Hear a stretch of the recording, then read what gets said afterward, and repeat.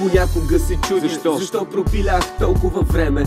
Аз така и не разбрах. В прах оставих да ми капят сълзите, а прахта на кал стана и зари ми мечтите. Обаче през дните, в които ми пишеш, аз бавно припомням си какво е да дишаш. Благодарен съм ти за всяка глътка въздух и за това, че изпълни ме с дързост. Може да не съм те виждал и отскоро да те познавам, но когато имаш нужда, аз ще съм насреща да помагам. Ти помогна ми, не знам дали го осъзнаваш, но да правя каквото правя всеки път, надежда ти ми даваш. Може да не съм те виждал и отскоро да те познавам, но когато имаш нужда, аз ще съм насреща да помагам. Ти помогна ми, не знам дали го осъзнаваш, но да правя каквото правя всеки път, надежда ти ми даваш. Да повярвам, че някой ме разбира. Мерси, че онзи де реши и просто ми писа.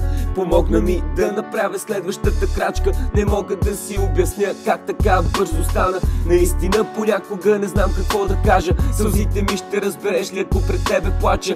А съдбата понякога може да е гадна, но теб сестричка малка прати да ме осветява. Може да не съм те виждал и отскоро да те познавам, но когато имаш нужда, аз ще съм насреща да помагам. Ти помогна ми, не знам дали го осъзнаваш, но да правя каквото правя всеки път, надежда ти ми даваш. Може да не съм те виждал и отскоро да те познавам, но когато имаш нужда, аз ще съм насреща да помагам. Ти помогна ми, не знам дали го осъзнаваш, но да правя каквото правя всеки път, надежда ти ми даваш. Такава да бъдеш, ти продължавай и всеки ден да пишеш.